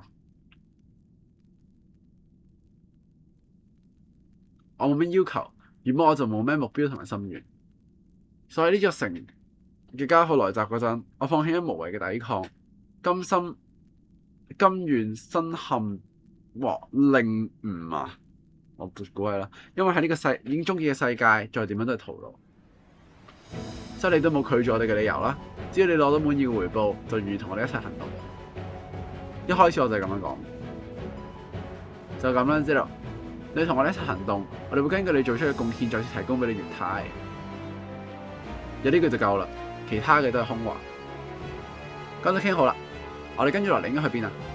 四天王手下，四天王下一個可能襲擊嘅地方，或者由高高貝澤軍隊逃亡嘅妖異嘅棲身之處，只要假稱其中一樣嘢，我哋就有所收穫。我知道嗰啲逃亡妖異嘅線索，我帶你哋去。即係你都知道點樣離開呢個領域啦，行住應該行唔到出去吧？我俾人帶到呢個城堡嗰陣，搭乘嘅就係一種被訓練好嘅騎乘用妖異，我哋可以用同樣嘅方法離開呢度。頂層庭園附近的確有好多可以飛行嘅妖異喺度徘徊，以我哋而家嘅人數，肯定要揀比較大嘅個體，不過俾啲月太操控起嚟應該唔嘥力。咁我哋出發前往庭園啦。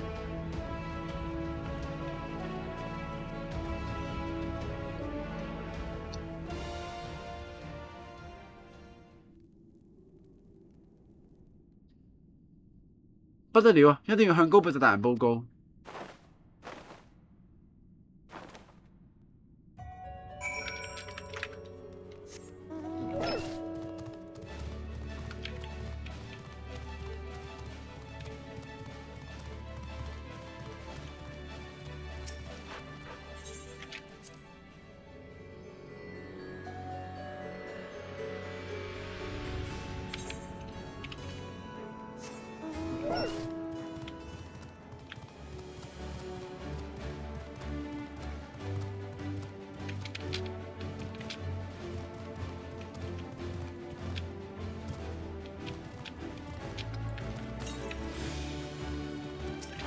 Jello， 呢個附近應該可以揾到飛行型妖異，即係食住之後，佢哋失去咗月態嘅來源，會逐漸被飢餓所支配。只要俾少少月態，佢哋就會乖乖聽話噶啦。準備好未啊 ？Are you ready? Yes。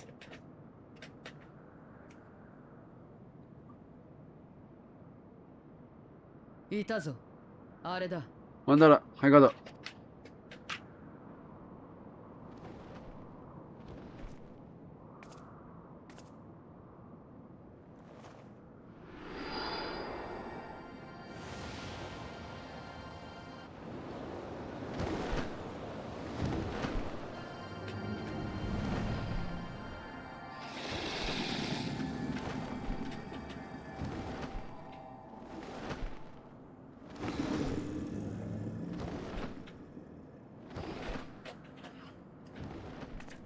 よし。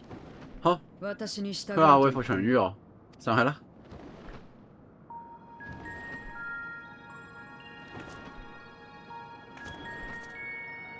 呢個音樂係天外天該嘅音樂。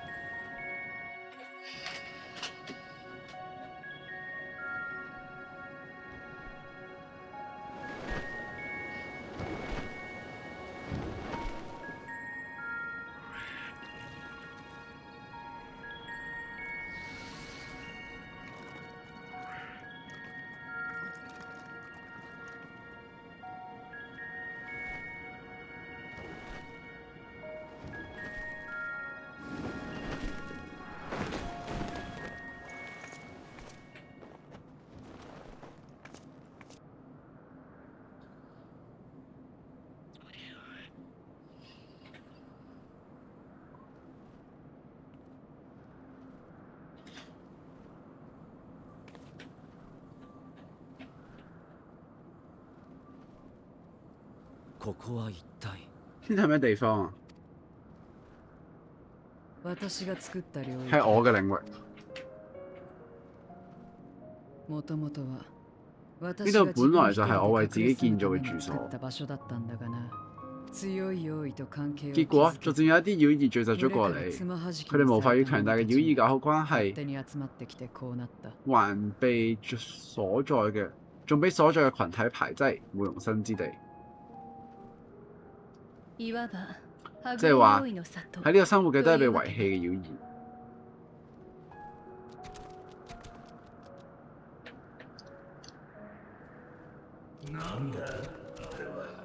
咩嚟㗎？人類？係人類啊！睇落好好食啊！我要食，我要食。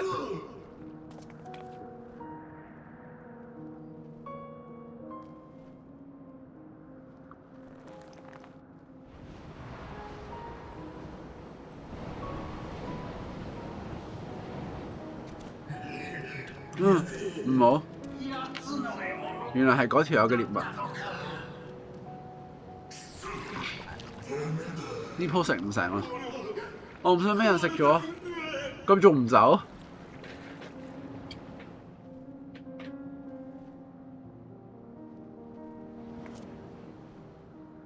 ここは私の呢度有個領域，我已經以主人嘅立場聲明咗你哋係我帶過嚟嘅，佢哋應該唔會再對你哋動手啦。我出手啦。こっちだ。ついてこい。行呢邊，跟我嚟。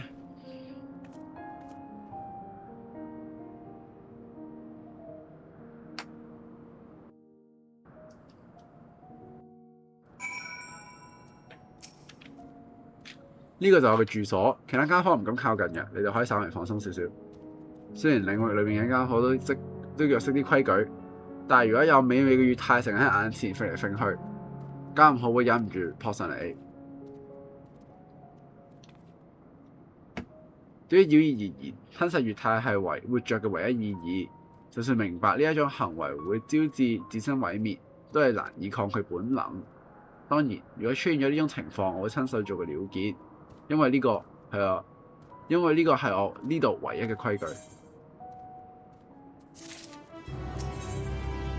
墓碑嘅盡頭，我諗應該講嘅我都講清楚啦。跟住你哋有咩打算啊？棲息喺呢度嘅都係由強大妖異嗰度逃出嚟嘅家伙。至於佢哋係咪曾經喺高貝澤嘅麾下，要問咗先知。佢當中都有唔少家伙去過你哋嘅世界，溝通方面應該唔成問題。咁你即刻去問向呢度嘅議員問下啦。我多謝 Zero 嘅提醒，既然嚟咗，就唔可以淨係留喺安全嘅地方，咩都唔做。我翻頭嚟打聽一下關於高貝達嘅情報啊。等時候差唔多就係啱啱嘅廣場集合。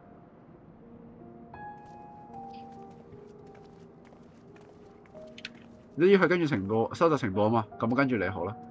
聽我講喺前面，我唔打算幫你㗎，只不過你嘅行動令我好感興趣啫。就咁一定啦。你準備好之後，我哋就出發。準備好未啊？我哋負責睇戲，要同邊個講乜嘢由你決定。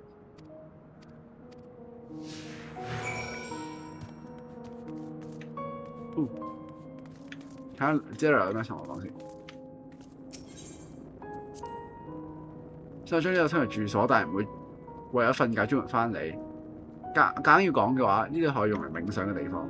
當佢受傷嗰陣，只需要補充失去嘅月態就恢復原狀。但係失去自我嘅話，就冇辦法維持原來嘅形態。最常嘅情況就係吞噬其他人嘅靈魂嗰陣，呢個時候我同他人嘅境界就變得好模糊，月體嘅形態都會發生變化。我會透過熟悉嘅地方進行冥想，回想起自己應有嘅形態。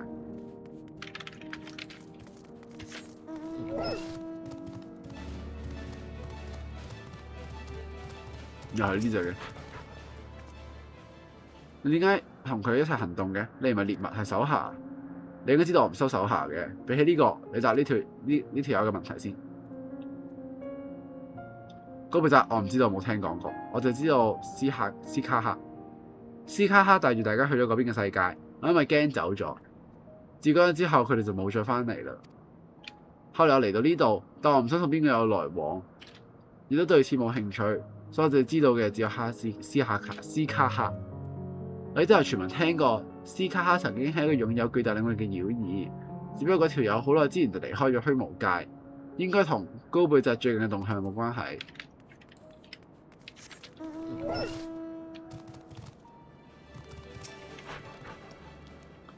咕嚕嚕，唔想俾人食嘅話就行開。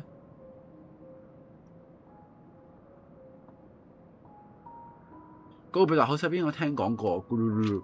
我諗起啦，係嗰個打聖戰嘅人。我唔知具體指嘅係咩，不過聽落好好食啊！聖戰，你聽邊個講㗎？法法雷羅嗰個弱小嘅家伙，佢係高貝澤手下嘅手下，所以四處宣揚高貝澤好恐怖。睇你要去問嗰個法雷羅問下啦，咁就可以攞到更詳細嘅情報。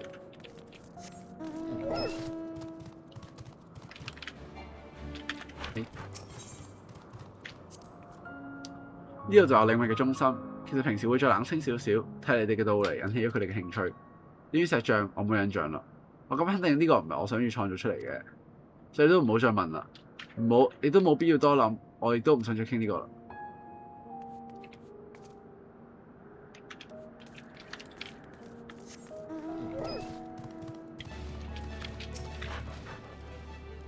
呢啲人類喺你嗰邊死咗嘅話，係咪真係會死咗㗎？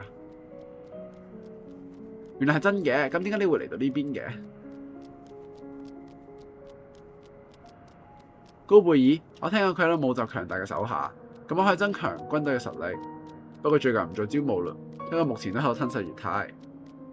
唔通佢已經有足夠嘅兵力，所以可以專注強化自己嘅力量？呢個話唔定佢展開行動嘅前兆嘅預兆。好啦，我哋跟住落嚟應該去離呢啲交配遠啲先，以免俾人咬到。我哋去廣場嘅角落傾啦。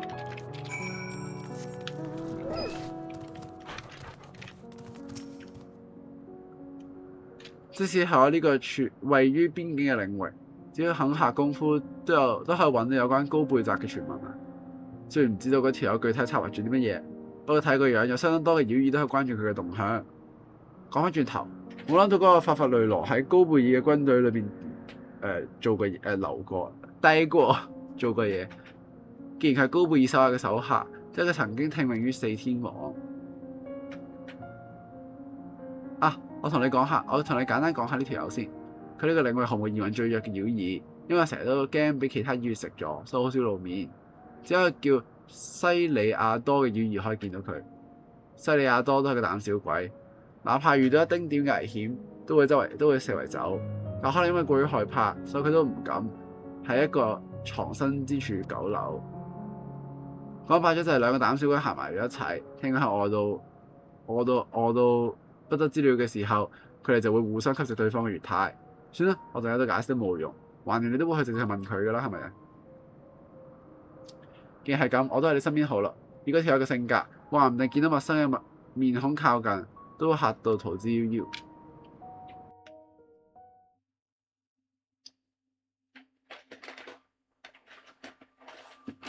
與此同時，高貝澤啦應該。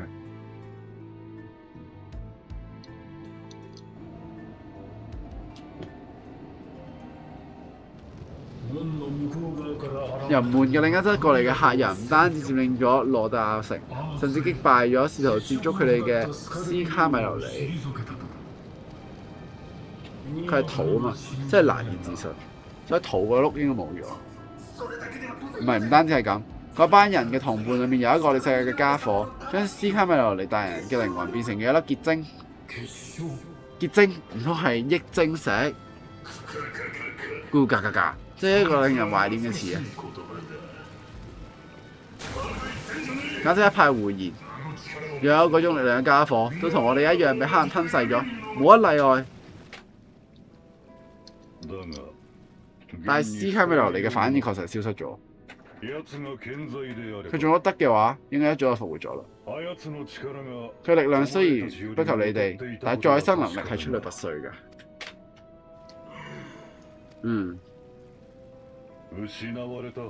可以轉化益晶石嘅人，如果而家真係仲有呢種能力喺世上，咁我哋自己先落手解決呢個麻煩啦。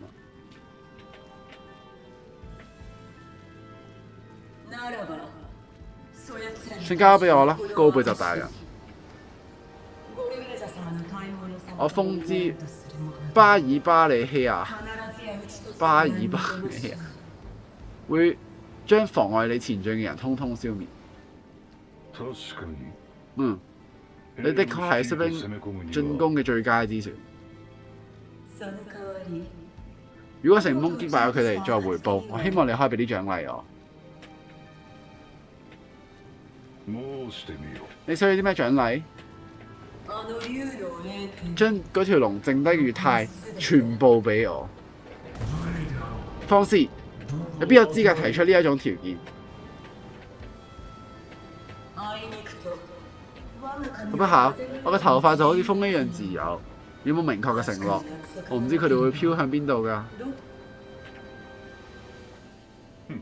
哼，胃口唔細，但係你要諗清楚，咁提條件就絕對唔允許失敗。我有嘅頭髮起勢，一定會對冧佢哋。咁就去啦，俾佢哋明白同我哋作對係有幾咁愚蠢嘅行為。係。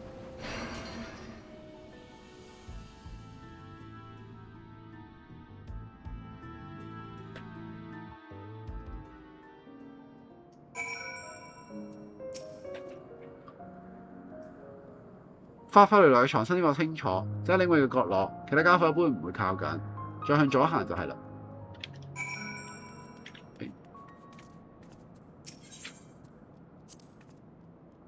呢度嘅妖異唔需要主人，各自過住自由散漫嘅生活。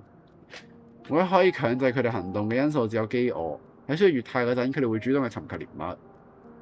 唯獨法法子羅同西利亞多呢兩個家伙係例外，佢哋會彼此補充越泰，所以冇事嘅話係唔會出嚟行動嘅。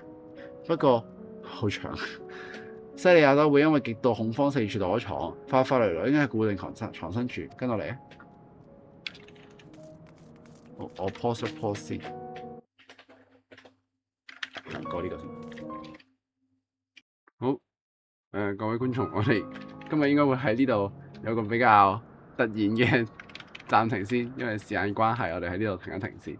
我哋下一次再翻嚟，我哋繼續6.2嘅劇情。好，就咁，拜拜。